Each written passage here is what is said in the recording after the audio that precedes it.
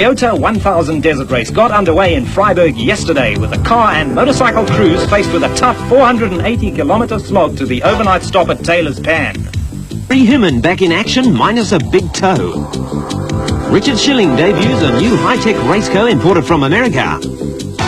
Kevin Fisher sets the early pace on day one of the Toyota 1000. Top Toyota pair Philip Milan and Richard Leake spearhead the 4x4 challenge. Desert race history in the making from Richard Manning and the Winston Yamaha. And finally, rally aces Hannes Strobler and Piet Swanepoel back in off-road racing. All this and much more as Total South Africa bring you a review of the recent Toyota 1000 Desert Race, third round of the Total GTE Off-Road Championship. The Toyota 1000 Desert Race is traditionally one of the highlights of the South African Off-Road Championship. Staged each year in the rugged northwestern Cape countryside, this event is a test of man and machinery. Pre-race paddocks are always a hive of activity before a major motorsport event. Apart from last-minute checks on machinery, there is always a spirit of camaraderie and friendly rivalry wherever off-road enthusiasts gather. This year, the organisers did away with the traditional pre-event round-the-houses pipe opener, and the Thursday before the race was given over to the documentation and the official scrutineering of vehicles. With no round-the-houses race to determine grid positions, the starting order was determined by way of a draw.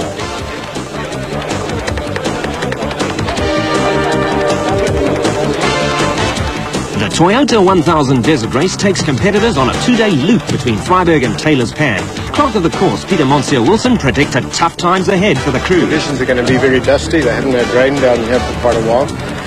The other problem they're going to experience is grass seed. The grass in some places is a metre high, and some of them are battling to see the other track, the other square of the track. So there's going to be problems in that area. Off-road race organisers are fond of early morning starts. With the sun rising over chilly Freiburg, crews lined up for the start with competitors preoccupied with race tactics for the 480-kilometre slog to Taylor's Pan. No, it's a long way, that's all I can say, and I maintain the guy that can stay in the car until overnight stop and not get out, and leave the overnight stop and get back to Freiburg here without getting out the car. That's going to be the winning car. Het is altijd moeilijk om voor te rijden, want die bewijs daarvan is die babaspan. Die ouens wat voorrijden is gewoonlijk die ouens wat die slaghuisters aftrap, en die ouens wat na jou kom sien dan waar jy die foute begaan het, en dan begaan hulle nie dieselfde foute nie. I'm looking forward to getting to the front of the race and try and get to the refuel in the first 5 if we can, because I think we're going to make up our time from the refuel on in the thick sand. We've got the power, so we've got to use that to our advantage. So up until the refuel is going to be quite tight and dusty. We're going to pick them off as we can, and after that we'll try and give it a squirt. Klaus Degener with former driver Derek Pinoy in the navigator's seat was the first car away. While Degener disappeared into the distance, there were early problems for local farmer R.P. Reinicker and Lucas Dreyer, who had drawn second place. Electrical problems delayed them on the line, and they eventually got away in 30th position. Out on the route, Degener and Pinoy were setting a brisk early pace in the Duckham's Chenoweth. When the leading cars reached Southey, the Bux Carolyn-Kenny Scholthammer combination had moved into second place in the Raceco Porsche. Not far behind them were transplanted Australian Robin Yates, who now lives in Durban, and Nardis Alberts in the Puma Products Raceco. Back at the start, and it was the turn of the bikers an hour and a half after the cars to form up on the line. For many motorsport enthusiasts, the bikers are the real off-road heroes. The riders take punishment and the competition is tough. I think it's probably the toughest in all the classes, because you've got any one of 4 guys could win, you know. I hope to do well. There's Brian, Yuri Human, who's just come back from his toe. I think that's really brave of him to ride. I just hope he doesn't have any problems. And then there's Alex, who won Barberspan. So it'll be pretty tough out there. For riders, thorns in the thick northwestern Cape bush are a major concern. Well, it's mainly arms I get hit by someone who just wear these sleeves. They help a little bit. Teenager Alex Vowles Jr. has emerged as one of off-road racing's rising stars. I got more time to train and they got a lot of work to do. So I just train hard and hopefully I can be fitter than them, and if I am, then I can catch them. Hopefully I'll beat them. There was plenty of adrenaline starting to pump on the start line, and Kevin Fisher on the Rock Oil KTM, who drew first position, led away the Bike Brigade. He was followed by Lesotho rider Patrick Andrews on the Lesotho Office Equipment KTM, who was amongst the pre-race favourites.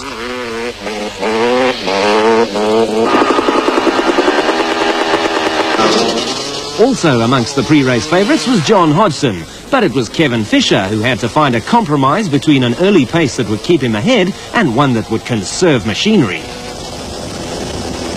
On the smoother sections, the bikers fly, with Patrick Andrews going flat out to try and catch Fisher.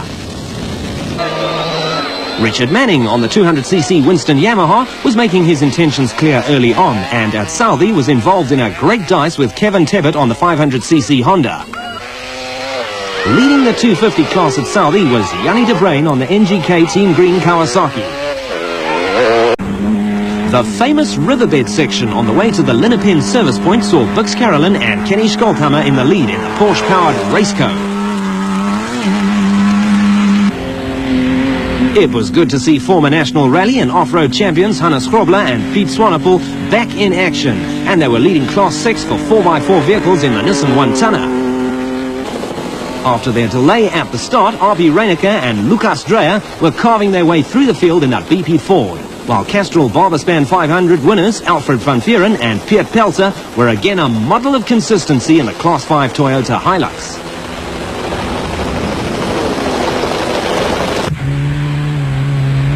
Roger Westermeyer was also having a good run to lead Class 9 ahead of early pace setter Harry Roscoe, who had run into mechanical problems. There were also mechanical problems for Fred Levesque in the Motortech Raceco, and a broken camshaft belt brought his race to an end.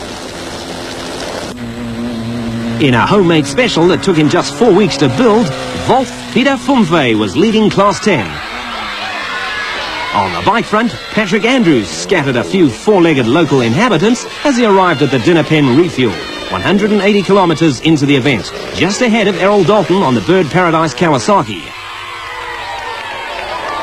The locals have a soft spot for motorcycle competitors, and Richard Manning acknowledged the cheers as he went through in third place. Manning was still ahead on the 200 class and was closely followed by Kevin Tebbett on the Sun City Honda.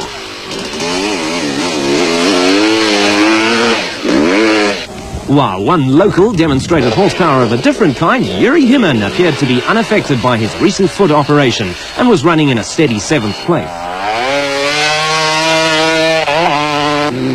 A great battle had developed for the lead between Klaus Degener and Derek Pinoy and Bux Carolyn and Kenny Scholthammer, who had been delayed by a puncture. Robin Yates and Nardis Alberts were still in third place, but had developed a serious engine misfire, which was to lead to their retirement. There were no such problems for Greg Wiebel and Warren Claassen, who were going well in the ex-Carolyn Raceco Kajima. Freiburg dentist Harry Kirstein and Dries de Klerk were lying second in Class 6 in the ex-Reinecker Nissan, with Steve Parker and VZ van Zyl locked in a seesaw battle in Class 7 with Craig Hopkinson and Kathy Shimwell.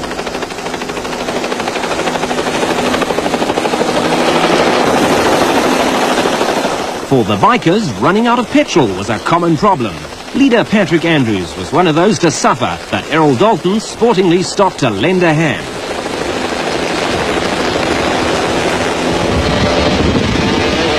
Not long afterwards, it was Dalton's turn to run out of gas, and this time it was the turn of Andrews to play Good Samaritan.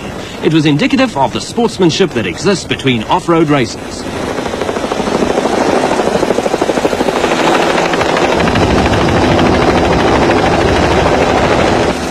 With the sprawling tent town that had sprung up at the overnight stop of Taylor's Pan beckoning, Bux Carolyn and Kenny Scholthammer had regained the lead after 480 kilometres of tough racing.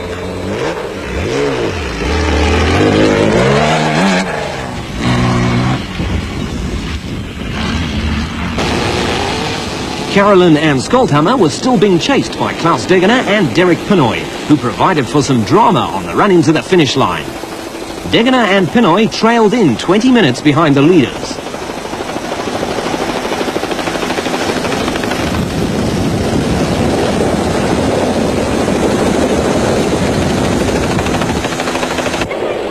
Alfred van Vuren and Piet Pelser are perhaps the most consistent pair in current off-road racing, and were third over the line in the Toyota Hilux. Patrick Andrews was the first of the bikers at the overnight stop, and the Lesotho rider voiced a few misgivings about what lay ahead of the competitors the next day. The first 50k's coming in this way, we have to go back the same route. I don't know what the organisers have done there. You can't ride through that, even walk. I mean, it's just bushes everywhere. So I'm just going to play it easy, take it easy, and after the halfway point, I'm going to start going again. For weary competitors and service crews, the day is not over, with much needed maintenance to be done on battered machinery. Leader Carolyn was happy. The car went well. We got a few problems. We knocked over a fence and we got fence tied up in the hubs. We're just taking that all out now. We don't have any other major problems. We'll be there tomorrow. Carolyn and Skolthammer had a handy lead at the overnight stop, with the tough conditions taking a heavy toll, with only 17 of the 71 starters on the survivors list. A great performance on the 200 Yamaha saw Richard Manning in second place amongst the bikers, with Yuri Himmen also in the top 5.